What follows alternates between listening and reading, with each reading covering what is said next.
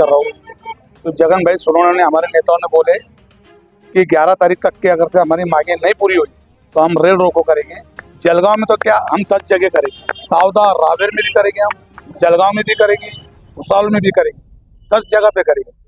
हमारे मांगनी नहीं पूरी हुई 10 ठिकाने पूरे जिले भर से लोग लाएंगे और रेल रोको करेंगे, रास्ता रोको करेंगे, जेल भरो भी करेंगे। भाई इंसाफ नहीं मिला।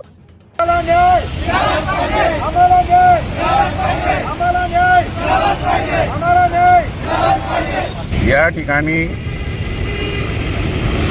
जे लोक उभे आहेत, आंदोलन चालू आहे आणि याचा इतिहास असा आहे की 31 डिसेंबरला पारधीला जी काही दंगल झाली आणि या दंगलीला कारणीभूत जळगाव जिल्ह्याचे मंत्री आणि पालकमंत्री गुलाबराव पाटील यांच्या कौटुंबिक वादावरून झालेली आहे आणि याच्यामध्ये त्यांची पत्नी गाडीत होती, नंतर मुलाची इन्व्हॉल्वमेंट झाली।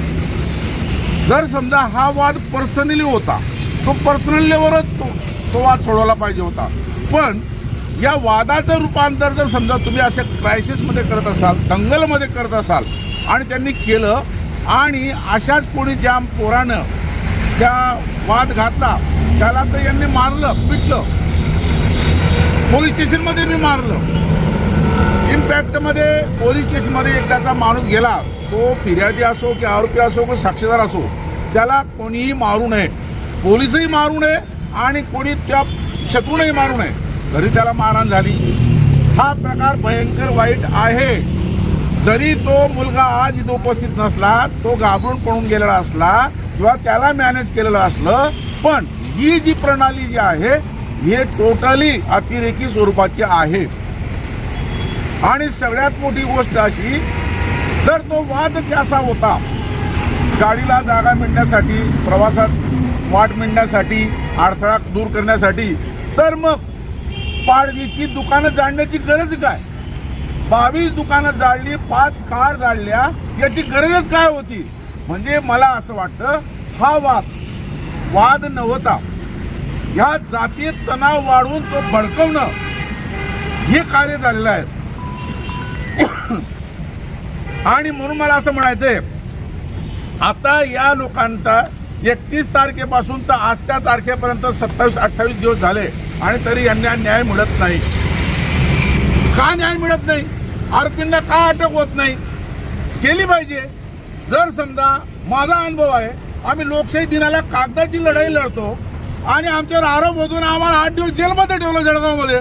म्हणजे कागदाची लढाईसाठी आम्हाला तुम्ही 8 दिवस जेलमध्ये ठेवले आणि ज्या लोकांनी आगी लावल्या, दुकानं जाळली, माणसानं मारलं, त्यांना मात्र अटक होत नाही। अरे कसला न्याय, कसली लोकशाही, कसले गृहमंत्री, कसला मुख्यमंत्री?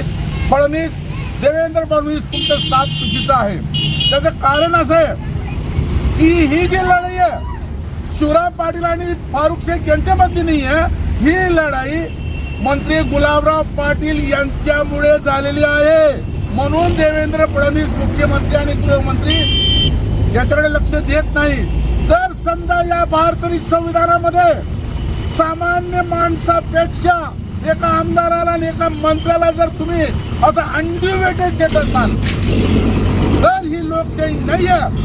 Mister Devendra Fadnavis, you are absolutely wrong here. तुम्ही शासन चालवतात, शपथ घेतात, 15 ऑगस्ट दाखवतात, तुम्हाला 26 जानेवारी प्रजासत्ताक, म्हणजे या प्रजेची सत्ता आहे तरी कुठे?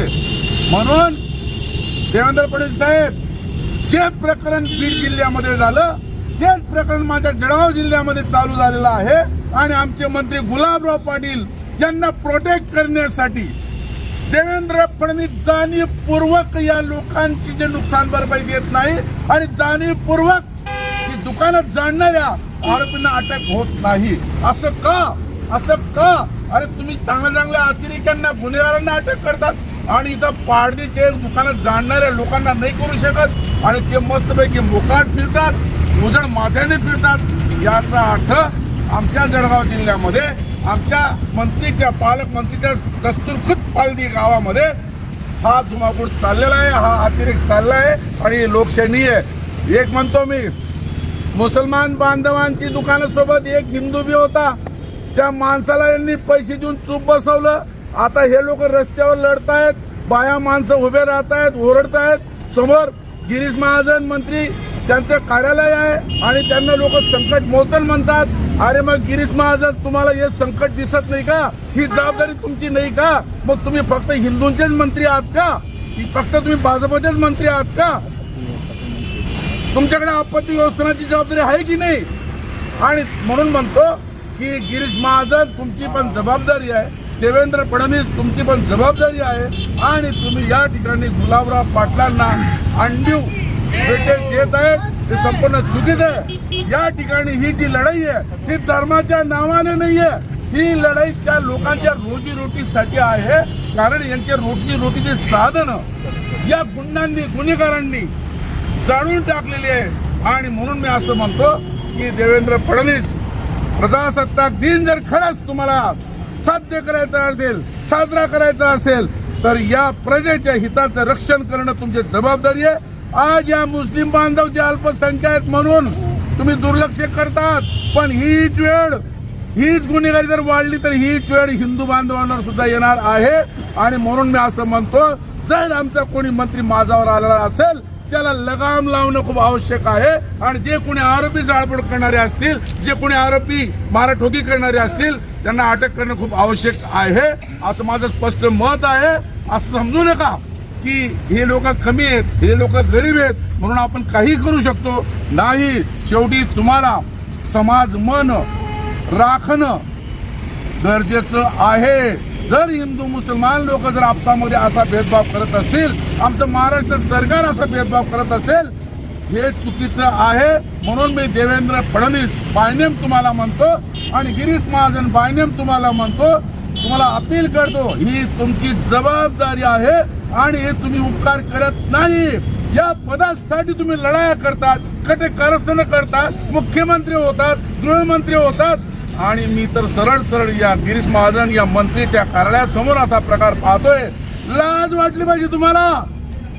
कोणी बोलत नाही म्हणून तुम्ही काही कृत्य करायची, हाती सत्ता आहे म्हणून तुम्ही हाणामारी करायची, तुमच्या हातात सत्ता आहे म्हणून तुम्ही कोणाची घरं जाळायची, कोणाची दुकानं जाळायची, हे चुकीचं आहे. आणि म्हणून माणुसकीच्या नात्याने शासकीय प्रशासकीय कायद्यानुसार आमचं तुम्हाला आग्रह आहे, विनंती नाही. फडणवीस साहेब, गिरीश महाजन साहेब, तुम्हाला आम्ही विनंती करणार नाही. It is your responsibility, accountability. You are responsible for that crisis, Mr. Fadnavis and Mr. Mahajan, and you don't allow and don't excuse that Mr. Gulabrao Patil. That is a Gulabrao Patil has been taken a mistaken, and he is the minister of the criminal ground here, and you should consider the case. SP and the collector of this Jalgaon district also consider that Gulabrao Patil is not the political leader. He is not the minister because his behavior is not good as like that minister and MLA and MP also. Hence why I appeal, I repress, I force the government and the government officer to take the concern of these people and give them that money to establish the shops, the business, and stop this crisis. Arrest these criminals people. That why I say firmly. Otherwise, this is not a democratic way.